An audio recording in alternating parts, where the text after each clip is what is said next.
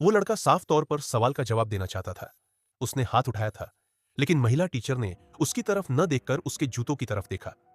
गरीब बच्चे को देख वो टीचर खुद से ही घिनाने लगी और जवाब देने का मौका प्रिंसिपल के सरप्राइज को दे दिया। उसे नहीं पता था कि इस एक पक्षपात ने लड़के की जिंदगी की दिशा ही बदल दी।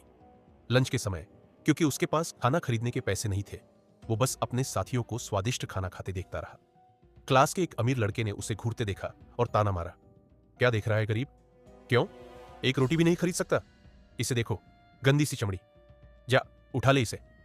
टीचर के भेदभाव ने तो पहले ही उसका दिल दुखाया था, और अब ये ताने। वो बर्दाश्त नहीं कर पाया और गुस्से में उस अमीर लड़के पर टूट पड़ा। एक जोरदार मुक्का मारा और उसे बेहोश कर दिया। होश आने पर उसे अपनी गलती का एहसास हुआ और वो स्कूल से भाग गया। चाहे गलती पहले उस अमीर लड़के की थी, फोरमैन को स्कूल से निकाल दिया गया, क्योंकि किसी को फर्क नहीं पड़ता एक गरीब लड़के के साथ क्या होता है।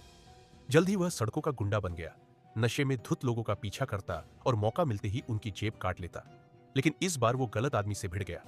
एक चकाचौंध करता पुलिस अफसर बोला, सरप्राइज बॉयज, यहां मस्त टाइम पास चल रहा है। हाँ, वे दोनों भाग खड़े हुए, लेकिन पुलिस पहले से तैयार थी।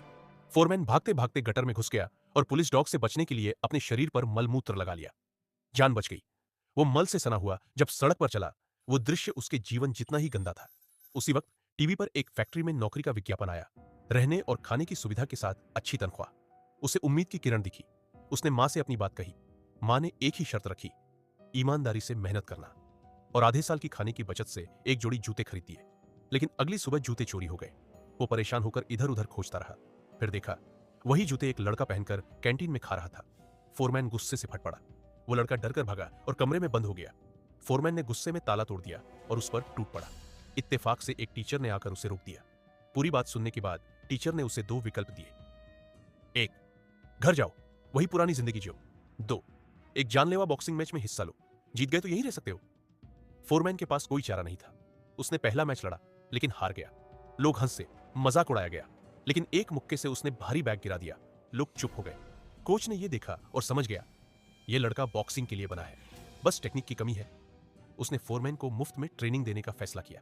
कोच ने उसे सिखाया, दुनिया का सबसे बड़ा दुश्मन खुद के भीतर छिपा गुस्सा है। धीरे धीरे फोरमैन शांत हुआ। अब गुस्सा उसके मुक्कों में उतर गया। जब उसने ये बात अपनी मां को बताई तो उसने विरोध किया। ईश्वर हिंसा पसंद नहीं करता। लेकिन फोरमैन ने हार नहीं मानी।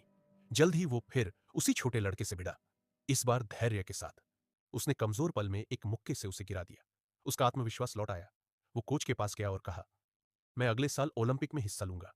कोच मुस्कुराया, सब्र रखो, सफलता धीरे धीरे मिलती है। लेकिन फोरमैन ने एक ही साल में ओलंपिक क्वालिफाई कर लिया।